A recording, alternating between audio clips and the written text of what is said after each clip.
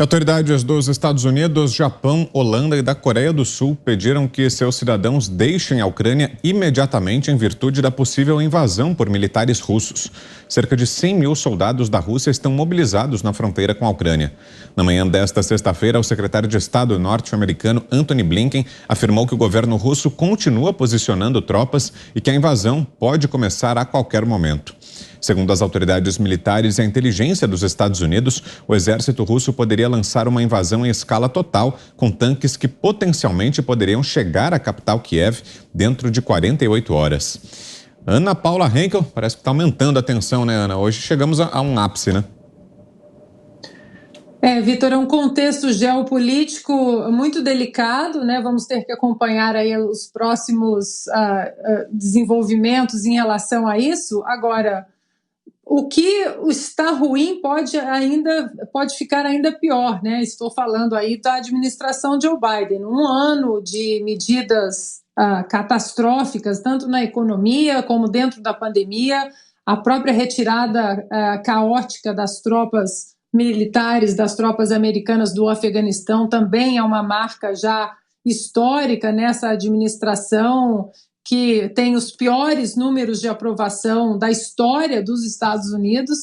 E eu acho que isso mostra também, Vitor, uma inabilidade diplomática de Biden muito grande, né? Nós tivemos dentro da Casa Branca o presidente Donald Trump. Muitos aí apostavam que ele começaria guerras, que ele inclusive começaria a Terceira Guerra Mundial, e ele jogou exatamente e atuou exatamente no oposto, na direção oposta disso. Nós vimos os acordos de Abraão, né, os acordos costurados de uma maneira muito pacífica entre Israel e países árabes. Tivemos a Coreia do Norte aí contida também, a própria Rússia contida, ou seja, o laranjão do mal, né, o malvadão do século, ele mantinha de uma certa forma a polícia do mundo, que é os Estados Unidos. Eles são a polícia do mundo, de uma certa forma atuando de uma maneira como o próprio Ronald Reagan dizia, né, a paz através da força, você demonstrar uma força militar exatamente para manter a paz, não necessariamente entrando em guerra. A aprovação de Biden despenca a cada dia e muitos acreditam que uma guerra uniria as pessoas, uniria os americanos em torno desse motivo, dessa razão. Mas não é o que vai acontecer, Vitor. Os americanos não querem essa guerra, os americanos estão preocupados com situações domésticas. Ontem falamos dos índices econômicos aqui, 7,5% de inflação, o pior número nos últimos 40 anos, escolas em alguns estados ainda fechadas, crianças com defasagem acadêmica, cognitiva, ou seja, muita coisa para ser consertada aqui dentro, e aí ele vai despencar de vez. Se os números já não estão bons, ele vai despencar de vez com essa guerra. Bom, esse é o tema da nossa enquete de hoje aqui em Os Pingos nos Is. Queremos a sua opinião também. A pergunta é: você acha que a Rússia vai invadir a Ucrânia? Você responde acessando o portal da Jovem Pan, www.jovempan.com.br. Augusto. Espero que o Putin não invada a Ucrânia enquanto o presidente Bolsonaro estiver lá, né? Eu acho que esse risco é que o presidente da República, o presidente Bolsonaro, deve evitar. Nesse caso, sim. Aí é uma situação desagradável, para dizer o mínimo, né? Para usar uma palavra branda. O Putin é um sujeito que sabe o que faz. Agora ele faz coisas ousadas, e sobretudo quando ele descobre que tem pela frente uma figura tíbia, né? Como é o presidente americano. Quer dizer, o Biden começa com essa conversa: vamos retirar os cidadãos americanos. Você está avisando, olha, vem aí um conflito perigoso, né? Perigoso. A OTAN é uma organização defensiva. Ela não invade países, ela reage. Agora, a Ucrânia não pertence à OTAN, mas outras nações que podem se sentem ameaçadas pelo governo russo, pelo regime russo, pelo presidente russo especificamente, pertencem. Então é um quadro que se desenha na Europa muito delicado.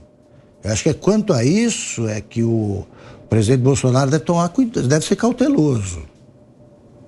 É o que como eu digo sempre, eu não dou conselhos a presidentes da República. Eu acho que um presidente é sempre muito mais informado do que eu. Mas eu falo a favor. Eu digo coisas assim porque eu acho que são sensatas, né? Você não tem cabimento você estar num país que começa uma guerra. É isso. Diga, Zé. Inclusive, a indicação de que há exigências para 5 exames do presidente e toda a comitiva, né? É um indicativo de que a situação lá não está boa, o clima não está bom. Há uma tensão muito grande nesse encontro do presidente Jair Bolsonaro com o Vladimir Putin.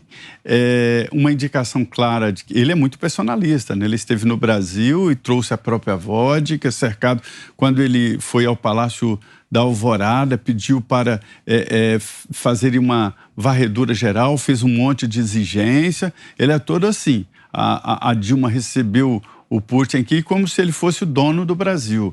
E há uma atenção especial, além desta atenção internacional, uma atenção especial do corpo diplomático norte-americano sobre a participação do presidente Jair Bolsonaro neste encontro. Acho que o presidente deve, sim, levar a altivez brasileira e pode ser um parceiro futuro muito importante, né?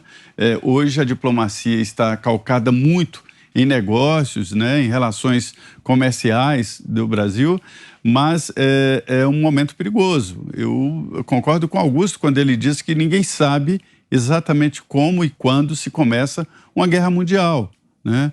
Conflitos tão importantes envolvendo ali aliados fortes como China, Rússia e outros, né? E do outro lado, Estados Unidos, França, ninguém sabe exatamente como vai terminar. Um momento muito sensível, uma viagem que deve ser, sim, cercada de cuidados.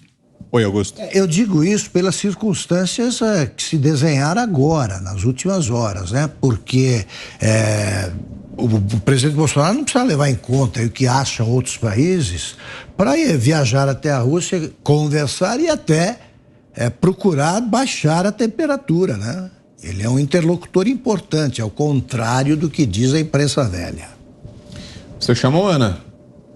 Só para colocar 2 pontos aqui interessantes. A vice-presidente Kamala Harris disse que uma proteção aí das fronteiras da Ucrânia, isso seria muito importante que os Estados Unidos, aliados, né, do país, que eles interpelassem ali nas fronteiras, porque, vejam só, era preciso proteger a soberania nacional das suas fronteiras. No entanto, a fronteira sul aqui dos Estados Unidos, do Texas, está totalmente alienada, sem proteção. Já são mais de 2 milhões de imigrantes ilegais que entraram esse ano aqui nos Estados Unidos.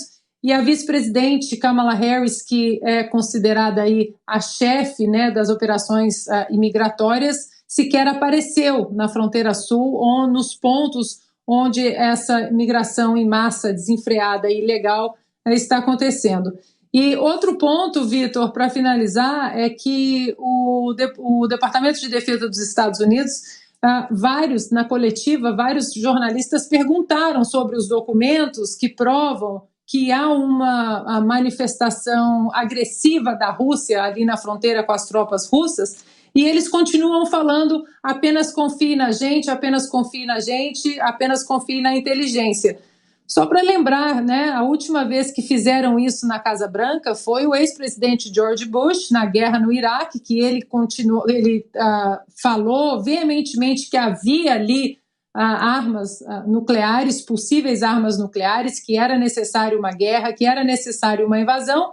E aí, né, a guerra aconteceu, milhões de dólares aí foram despejados no lixo praticamente, muitas mortes, milhares de mortes. O contexto geopolítico ali de uma confusão geopolítica ficou bem estabelecida e no final a história mostrou que não havia essas armas nucleares ali que o presidente George Bush falava. Então, os americanos estão questionando o Departamento de Defesa agora. Não basta apenas chegar na coletiva e dizer: apenas confie, o que nós temos ouvido aí no Brasil, né? Por parte de alguns ministros do STF, né? A garantia sou eu, confia, fecha os olhos e não questiona. Os americanos estão incomodados com isso porque eles não querem uma guerra. Você, Fiuza, temos 2 minutos e meio. O mundo tem hoje 2 claros focos de autoritarismo assumido, que são a Rússia e a China. Autoritarismo assumido.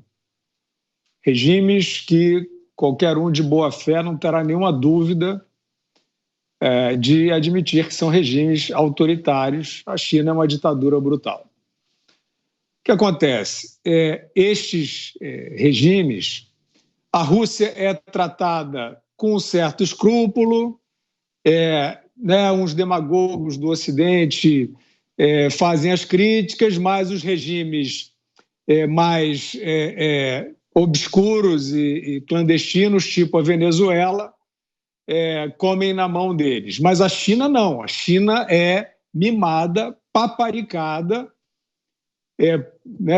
pelos estados nacionais que um dia se disseram a União Democrata do Ocidente e passaram a resolver tratar a China como a coqueluche da modernidade, como o novo capitalismo. E é um capitalismo pirata, é um regime brutal, que tem como intuito, assim como a Rússia, mas principalmente a China, amaciar a Europa e os Estados Unidos para se expandir. E fizeram isso.